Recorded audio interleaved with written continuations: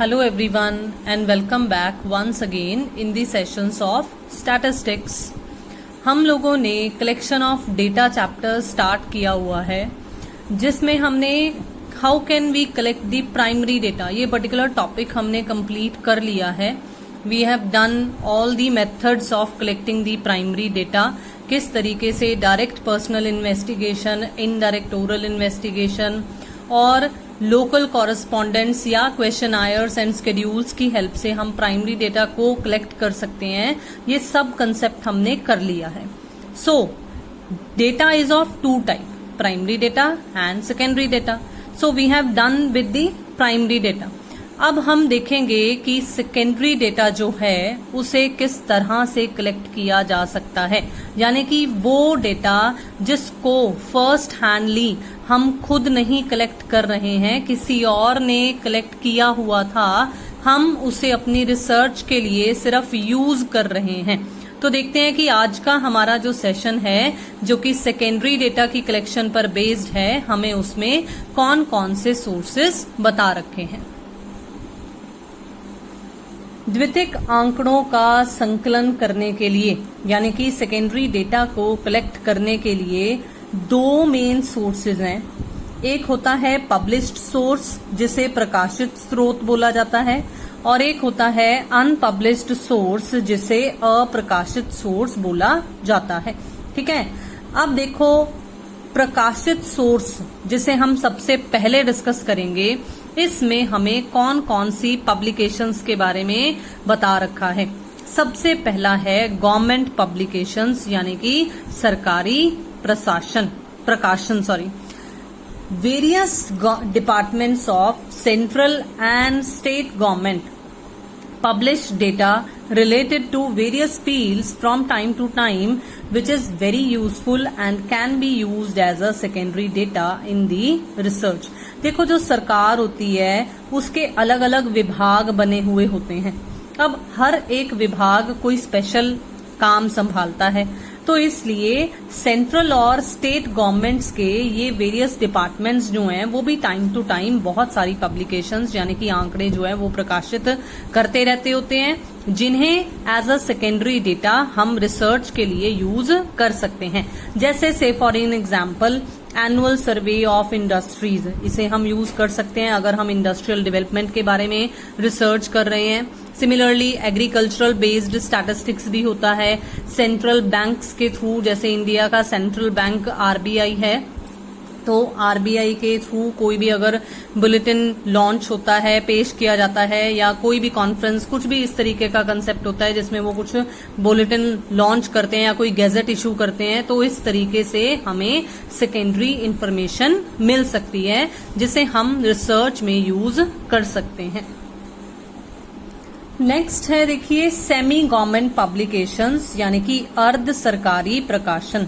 देखो जो birth, death, educational level या हेल्थ से रिलेटेड इस तरह के जो डेटा होते हैं वो सेमी गवर्नमेंट एजेंसीज के द्वारा प्रकाशित किए जाते हैं।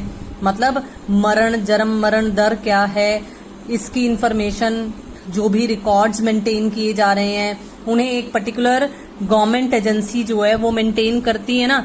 कौन सी एजेंसीज हैं जो मेंटेन करती हैं, जैसे म्युनिसिपल कमेटीज हैं या म्युनिसिपल काउंसिल्स हैं, मतलब नगर निगम या जिला परिषद जो होते हैं, जिन्हें हम अर्ध सरकारी के अंतर्गत, मतलब अर्ध सरकारी एजेंसीज के अंतर्गत हम कवर करेंगे। ये भी इस तरह के डेटा प्रकाशित करती हैं, आंकड़े प्रकाशित करती हैं। और क्योंकि गवर्नमेंट और सेमी गवर्नमेंट एजेंसीज के जरिए अगर ये आंकड़े प्रकाशित किए जाते हैं तो इन्हें विश्वसनीय भी ज्यादा माना जाता है, मतलब रिलायबल भी ज्यादा माना जाता है, और इसीलिए इसे अनुसंधानकर्ता यानी कि रिसर्चर्स जो होते हैं वो अपने उपयोग में ला सकते हैं।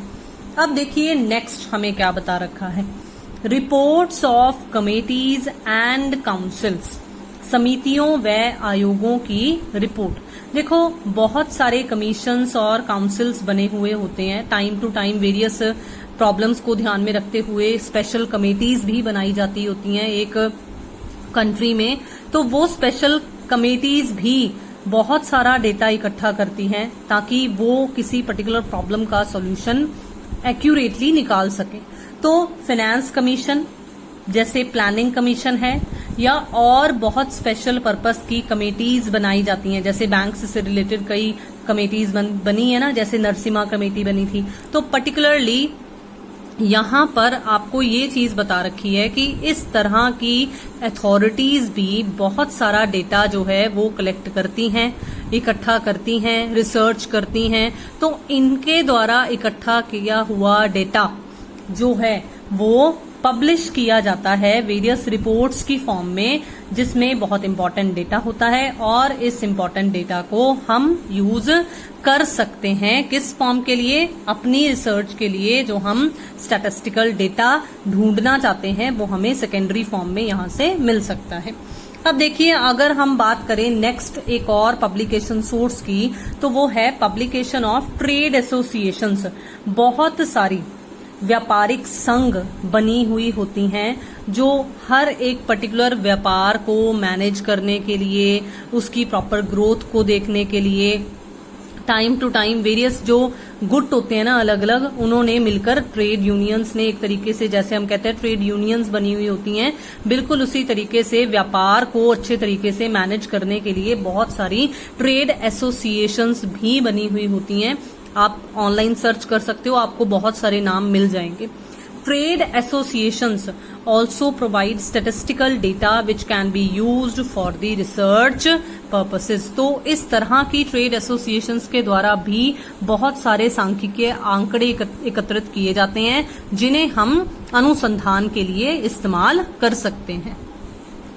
देखिए, मैंने जैसे यहाँ पर आपके लिए कुछ नेम्स लिखे हैं, जैसे इंडियन बैंक्स एसोसिएशन है जो बैंक से रिलेटेड सारा कुछ नोट डाउन करती है, देखती है कि बैंकिंग किस तरह से प्रोग्रेस कर रहा है। बिल्कुल इसी तरीके से इंडियन शुगर मिल एसोसिएशन है, रिटेलर्स एसोसिएशन है। तो ये कुछ 2-3 नाम मैंने आपके लिए लिखे हैं, आप और भी ज्यादा नेम्स ऑनलाइन सर्च कर सकते हो। पब्लिकेशंस ऑफ रिसर्च इंस्टीट्यूशंस, अनुसंधान संस्थाओं के प्रकाशन। देखो, बहुत सारे रिसर्च स्कॉलर्स, बहुत सारी ब्यूरो एजेंसीज, बहुत सारे economist time to time statistical research करते रहते हैं। इसका मतलब उन्होंने बहुत सारा स्टैटिस्टिकल डेटा इकट्ठा किया है, जिन्हें उन्होंने रिपोर्ट्स की फॉर्म में मेंटेन किया है। इस तरह की जो रिपोर्ट्स हैं उन्हें वेरियस यूजर्स जो हैं वो यूज कर सकते हैं। तो विभिन्न अनुसंधान संस्थाएं, अर्थशास्त्री अपने शोध कार्यों के लिए बहुत सारे ऐसे परिणाम प्रकाशित करते रहते होते हैं जो उन्होंने रिसर्च की है, जिनमें उन्होंने कुछ अलग पाया है, तो वो उन्हें पब्लिश भी करवाते हैं। और इस तरह की पब्लिकेशंस को हम लोग यूज कर सकते हैं एज अ सेकेंडरी डेटा। अब बिल्कुल इसी तरीके से देखो, जर्नल एंड पेपर्स, मतलब पत्र पत्रिकाएं होती हैं, मैगजीन्स हैं, जर्नल्स हैं, जैसे इकोनॉमिक टाइम्स हो गया, या किसी भी तरह के जैसे न्यूज़पेपर्स जो हैं वो भी बहुत सारे जर्नल्स या मैगजीन्स लॉन्च करते होते हैं। तो इस तरह से हम इन पीरियोडिकल्स का, हम इन समाचार पत्र पत्रिकाओं का यूज कर सकते हैं, क्योंकि यहां से हमें बहुत सारा स्टैटिस्टिकल डेटा मिल सकता है। बिल्कुल इसी तरीके से हम देखेंगे कि हमें और क्या सोर्स बता रखा है सेकेंडरी डेटा का, वो है इंटरनेशनल पब्लिकेशंस। अब देखो, अभी तक जो हमने बात की थी वो नेशनल लेवल की पब्लिकेशंस थी। हमें इंटरनेशनल पब्लिकेशंस के थ्रू भी हमें बहुत सारा डेटा मिल सकता है। देखो, इंटरनेशनल लेवल पर बहुत एजेंसीज काम करती हैं, जैसे यूएनओ है, ILO है, IMF है, मतलब मॉनेटरी फंड्स हैं, वर्ल्ड बैंक है, यूनाइटेड नेशन ऑर्गेनाइजेशन है। तो इस तरह की जो ये एजेंसीज हैं, ये बहुत सारी पब्लिकेशंस करती हैं, बहुत सारा इंपॉर्टेंट डेटा जो है वो पब्लिश करती हैं, जिन्हें रिसर्चर्स सेकेंडरी डेटा की फॉर्म में यूज कर सकते हैं। अब देखिए, अब हमारे पास आते हैं अनपब्लिश्ड सोर्सेज, कि अनपब्लिश्ड सोर्स जिन्हें प्रकाशित नहीं किया जाता वो कौन से सोर्स हैं।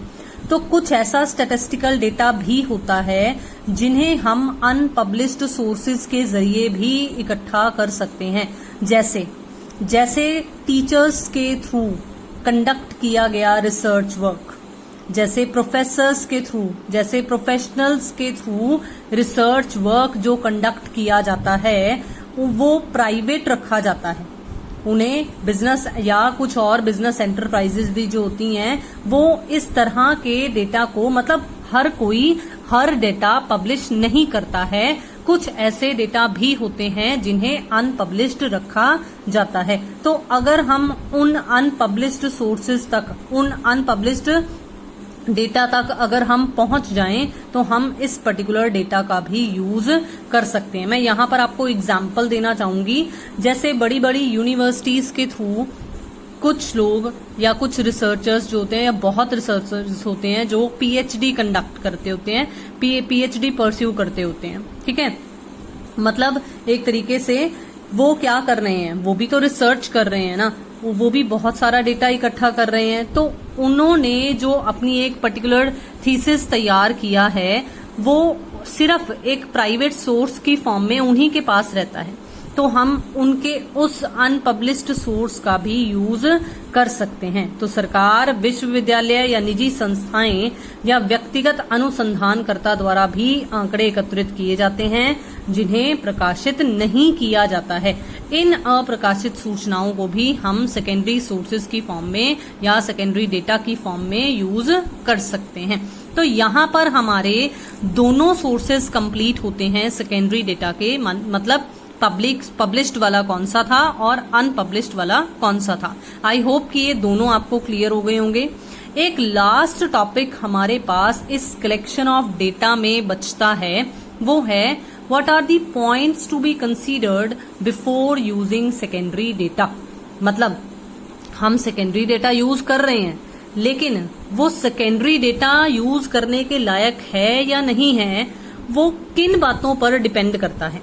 देखो, बहुत ही सिंपल, बहुत ही शॉर्ट में लिखा गया है कि 3 कंसेप्ट्स हैं, 3 बातें हैं, वो 3 पॉइंट्स हैं जिन्हें हमें ध्यान में रखना होता है। क्या डेटा रिलायबल है, मतलब विश्वास करने के लायक है। क्या डेटा सूटेबल है, यानी कि उपयुक्त है।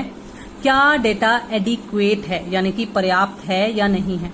अगर ये तीनों क्वालिटीज में हमारा जो सेकेंडरी डेटा है जिसे हम यूज करने जा रहे हैं वो खरा उतरता है, तो हम सेकेंडरी डेटा को अपनी पर्टिकुलर रिसर्च के लिए यूज कर सकते हैं। नहीं तो अदरवाइज हमें बहुत ही सावधानी बरतनी पड़ेगी। अब अगर मैं कहूं कि रिलायबल है या नहीं ये कैसे पता चलेगा, सूटेबल है या नहीं वो कैसे पता चलेगा, तो मैं उसके लिए आपको कुछ पॉइंट्स बोलकर बता रही हूँ। देखो, हमने चेक करना है कि जिन्होंने इसे कलेक्ट किया था वो किस तरह की ऑर्गेनाइजेशन थी। अगर वो ऑर्गेनाइजेशन बहुत ही अच्छी थी, बढ़िया थी, जिन्होंने कलेक्ट किया था वो योग्य थे, जिन इनैमोरेटर्स को अपॉइंट किया गया था वो प्रॉपरली ट्रेन्ड थे, तो रिलायबिलिटी बढ़ जाती है। बिल्कुल इसी तरीके से ये चीज जरूर चेक करनी है कि हमारा उद्देश्य क्या है, मेरे रिसर्च के ऑब्जेक्टिव्स क्या हैं, और जिनका सेकेंडरी डेटा मैं यूज कर रही हूं उनके क्या ऑब्जेक्टिव्स रहे थे, स्कोप क्या था, क्या उन्होंने भी वाइड एरिया ही कवर किया था या एक स्मॉल एरिया कवर किया था। तो इस तरह से कुछ पॉइंट्स को हमें कंसीडर करना पड़ेगा।